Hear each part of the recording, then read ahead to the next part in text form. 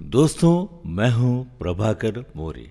आपका स्वागत है मेरे चैनल पर।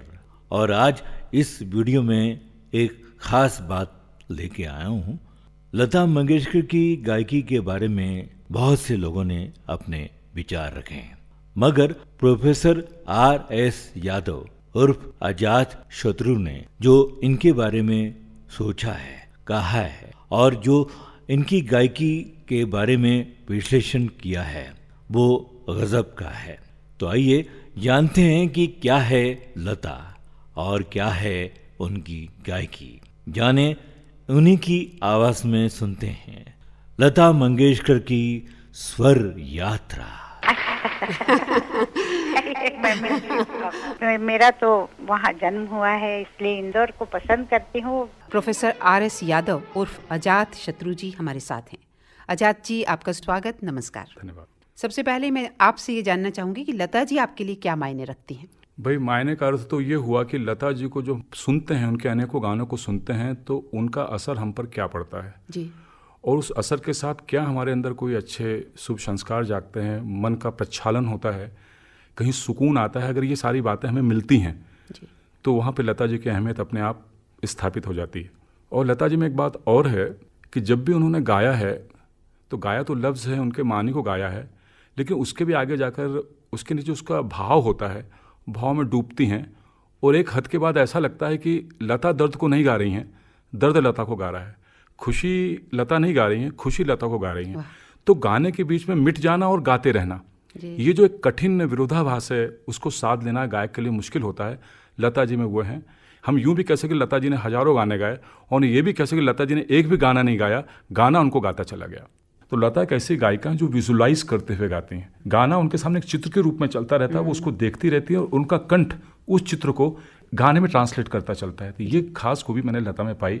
पावर ऑफ विजुलाइजेशन जो है, दृश्य के रूप में शब्दों को देखने की क्षमता, ये लता जी में है। इसकी वजह से उनका गाना बड़ा पिक्टोरियल, चित्रात्मक हो जाता है। एक बहुत पुराना गीत मैं चाहूँगा आप सुनाएं जी। उसमें उनका जो सुर लगा है, जो दर्द लगा है, उनका काफ़ी शुरुआती गीतों में से है। उस गाने में मेलोडी भी है, गहराई भी है, और लता की जो दत्त चित्तता है वो भी है जी। और सबसे बड़ी बात जो गाने में होनी चाहिए, अपील भी है। चाहे जो सुने उस गाने को सुनकर द्रवित होगा। एक बहुत पुरानी फिल्म थी भोला शंकर, पंडित गोविंदराम के संगीत में थी। वो गाना आप सुना दीजिए हमारे श्रोताओं। चंदा तुझको लाज न चंदा आए। तुझको लाज न आए। लता जी में अपनी जो आध्यात्मिकता है, परिवार के जो संस्कार हैं, लंबा उनका जो कृष्ण के प्रति अनुराग है, जीवन में भी बहुत वो धार्मिक रही हैं। तो ये सब मिलकर उनके आवाज़ में जो गुण आया, एक पारलौकिक गुण कह लीजिए, अलौकिक गुण कह लीजिए, वो उनको सभी गायिकाओं से अलग कर गया। हम जब लता को सुनते हैं तो ऐसा लगता है कि केवल हम गीत नहीं सुन रहे हैं, केवल उस गाने के रस में नहीं डूब रहे हैं, कहीं अलग एक गंगा जली स्पर्श है जी। ये एक ऐसा मुद्दा है, ये ऐसा बिंदु जहाँ पे लता सबसे अलग हो जाती हैं। जी। तो उनके गानों में जो दिव्यता का हमें आभास होता है, उस वजह से दूसरी गायिकाओं से अलग पड़ जाती हैं। मधुर दूसरी गायिकाएं भी हैं जी। लेकिन लता को सुनने के बाद जैसे लगता है सुबह सुबह हमने स्नान कर लिया है गंगा नदी में। ये जो विशेष स्पर्श आता है, उस वजह से लता सबसे अलग हो जाती हैं। अपने श्रोताओं को हम कोई दुर्लभ गाना सुनाएं, सोच हमारा ये है। हाँ जी, बताइए। तो आप किशोर कुमार के साथ लता जी का एक गाना था, कौन सा? तू है चंदा तो मैं हूँ चकोर, तेरी मेरी प्रीत लगी। जी, ये फिल्म आगोश थी, आगोश फिल्म रोशन का संगीत था। लता मंगेशकर, मदन मोहन की जब बात आती है तो सबसे पहले हमें ये नहीं भूलना चाहिए कि श्रम उन्होंने बहुत किया। मदन मोहन गहराई में डूबकर बड़ी अनोखी धुनें लेकर आए। धुनें सुनने में उनकी बड़ी आसान होती थी कि उनमें इतनी गहराई होती थी, इतने कर्व्स होते हैं कि लता जैसी ही उन धुनों के साथ निर्वाह कर सकती थी। तो सबसे बड़ी उनकी देन ये है, ईमान जिसको कहते हैं, कला के प्रति जो समर्पण भाव होता है, वो दोनों लेकर आए। तो ये जो ईमान था, ये जो ईमान की खुशबू थी, ये ज़माने में टिक गई। मैं चाहता हूँ कि कोई ऐसी दुर्लभ चीज़ सुनाऊँ जो एक ज़माने में सबको पसंद आई जी। और उस समय जितने लोगों को पसंद आई थी उससे ज़्यादा अब लोगों को पसंद आएगी। फिल्म मोहर का एक गीत था, तू है साथ रात भी हंसी है। देखिए, मैं अपने मन की ही बात कहूँगा। तो एक तो उन्हें देखकर मुझे ये लगा जैसे कोई शुद्ध पवित्र जो देवी होती है, जिसका मन भी बड़ा साफ है, वो वहाँ बैठी हुई है और उनकी जो लुक है उसमें कहीं एक बहुत अजीब सी खामोशी है। एक अपने जो उपमा मेरे दिमाग में आई थी, मुझे लगा कि लता तो कृष्ण के ज़माने में द्वापर में ही थी, कोई मुख्य गोपिका थी जो द्वापर से लगातार कृष्ण को गाती हुई चली आ रही हैं। एक वाक्य में कहूँ, मुझे गंभीर कृष्णानुरागिनी लगी। मैं आपको फिर से वापस ले जाना चाहता हूँ। हम उन दिनों में जाएं जब लता छोटी थी, शुरुआती दौर का उनका गीत है। और देखिए, महात्मा गांधी के निधन पर हमारे देश में एक से एक गीत आए थे। लता जी ने भी एक गीत गाया था, बहुत लोगों को नहीं मालूम जी। फिल्म उद्धार में उन्होंने गीत गाया था, कहा राम हे राम। जी जी जी। ये गाना कभी लोगों ने नहीं सुना है, और किस करुणा से, किस दर्द से गाया है जी। जैसा लगे जैसे गांधी जी के निधन से वो भी पर्सनली बहुत आहत हुई हों, दुखी हुई हों। तो उनका निजी दुख, गीत में छुपा हुआ दुख और परिस्थिति में छुपा दुख, सब तीन दुख जब एक हो गए तभी गीत निस्सृत हुआ उनके गले से। मुझे ऐसा लगा कि लता जी को जब हम सुनते हैं, स्वर्ग से एक उतरी आवाज़ है जिसके प्रति हम प्रणाम करके, सराह के अलग खड़े हो जाते हैं। आशा जी की आवाज़ हमें अपनी लगती है, एक भोगी हुई महिला की लगती है, एक हाउसवाइफ की लगती है, गृहस्थन की लगती है, एक चक्की पीसती हुई गांव की महिला की भी लगती है, जिसने जीवन को देखा है, भोगा है, बच्चे हैं, उनको बड़ा किया है। तो लता तो हमें पूजनीय लगती हैं, आशा हमें अपनी लगती हैं। और लता जी जो हैं शक्कर हैं, मिश्री हैं जी। बहुत अच्छी होती है मिश्री, लेकिन हम नमक खाना ज़्यादा पसंद करते अपने खाना में। तो एक स्वर्ग की मिश्री की डली है, दूसरी इस धरती का नमक है। इसे आप तुलना समझें तो कर लीजिए, जो भी आपको लगे। नमक ज़रूरी है हमारे लिए। हाँ। सिर्फ शक्कर से काम चलता अच्छा, भी नहीं है। एक बात और बताऊं आपसे। लता जी के गाने की जो वेदना है बहुत यूनिवर्सल है जी। वो दर्द पूरी दुनिया का दर्द है। आशा जी के गाने में जो दर्द में आप आइडेंटिफाई कर लेते हैं, ये इस महिला का दर्द है, इस गृहस्थन का, ये या किसी कंपनी में सर्विस करती किसी महिला का दर्द है। आशा के गानों में किरदार आइडेंटिफाइड होता है, लता जी में वेदना है, उस वेदना के पीछे किसी का चेहरा नहीं दिखता, पूरे संसार की वेदना है। आशा जी में उस वेदना का चेहरा भी दिखता है, ये इसका दर्द है। एक तो ये फर्क हो गया। दूसरा, एक और बात बताऊं, आपने देखा कि सभी बच्चे रोते हैं लेकिन एक बच्चा सिसकी भी ले लेता है। तो आशा जी में एक टीस आती है, ठीक है ना। एक तो ऐसा लता जी गाती तो ऐसा लगता है जैसे कोई कोयल घायल हो गई है, आशा गाती तो लगता है कोई बुलबुल गा रही है, उसके गले में कोई हरा कांटा चुभ गया। ये दोनों का फर्क है। बहुत खूबसूरत अंदाज में आपने ये बताया। मुझे लगता है चर्चा गंभीर, बहुत अच्छा गाना सुना दोनों बहनों का। सुमन कल्याणपुर की तुलना भी एक ज़माने में लता जी से की गई थी, और कभी कभी आम श्रोता जो हैं दोनों आवाज़ों में फ़र्क महसूस नहीं कर पाते थे। एक इस मामले एक दिलचस्प वाक़या बताऊं आपसे कि बॉम्बे के एक सज्जन आगरा गए हुए थे जी। उन्होंने सुमन का गाना सुना 1 साल पहले फिल्म का, फिर यह न कहना कि हमें कभी बुलाया नहीं। उन्होंने आगरा से लता जी को कॉल लगाई, फ़ोन किया, बोले दीदी आपने बहुत बढ़िया गाना गाया। तो लता जी बोली भाई ये गाना तो मैंने सी अर्जुन का गाया ही नहीं है जी। वो गाना अगर आप भी सुने, बेशक उसमें दर्द है, बेशक उसमें डेप्थ है और लता जी के गाने की तरह ही लगता है।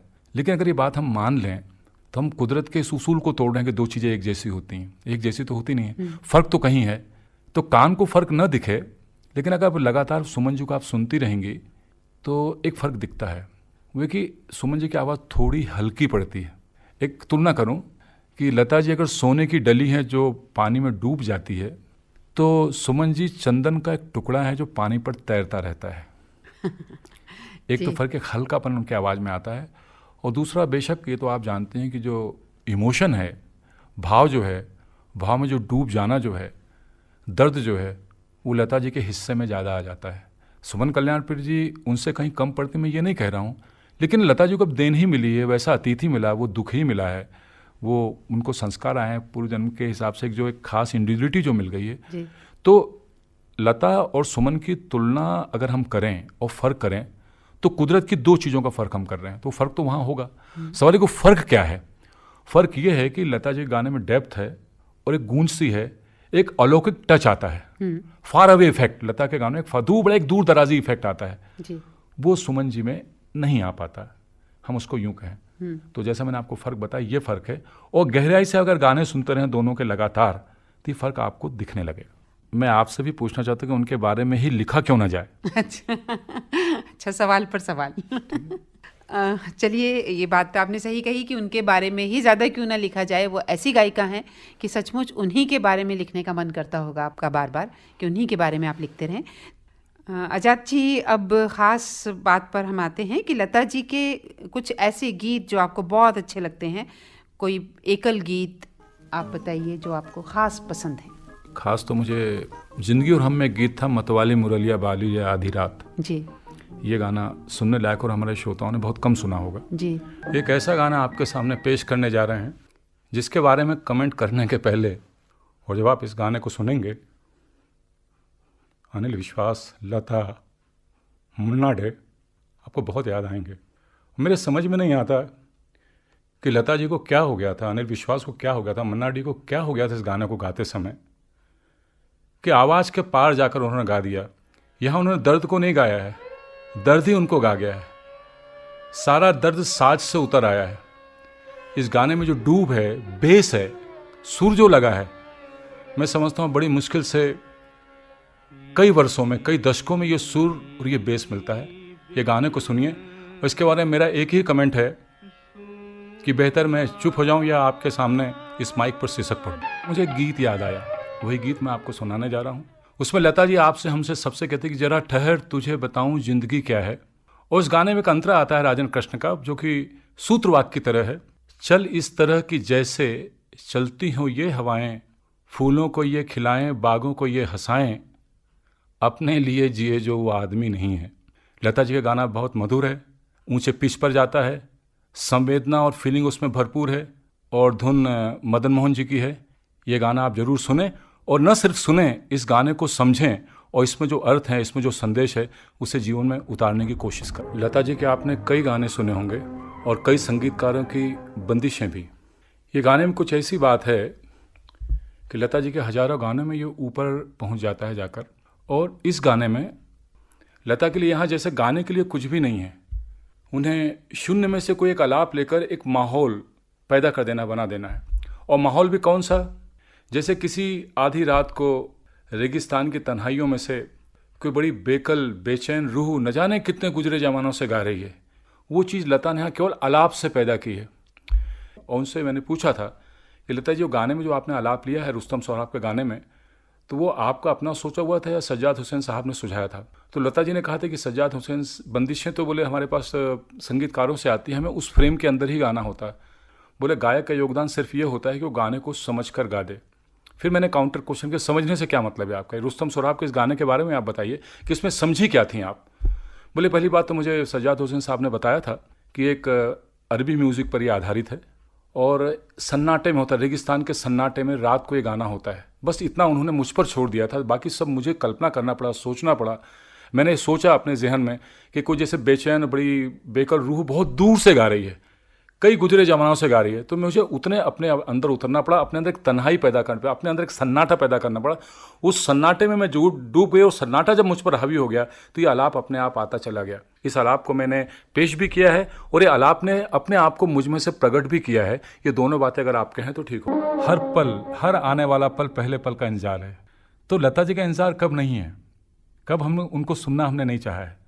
चाहते हैं हम ये कि हर दिन उनका जन्म दिवस माना जाए, ठीक है, और हर दिन हम इतने ही गाने सुने कि लता उन लोगों में आती हैं जिनके जन्म ही नहीं होते हैं और इसलिए वो रोज जन्मती रहती हैं, इसलिए उनके उतने ही गाने रोज बजाए, हर दिन नई नई हम मेलोडी सुने। धन्यवाद अजात शत्रु जी।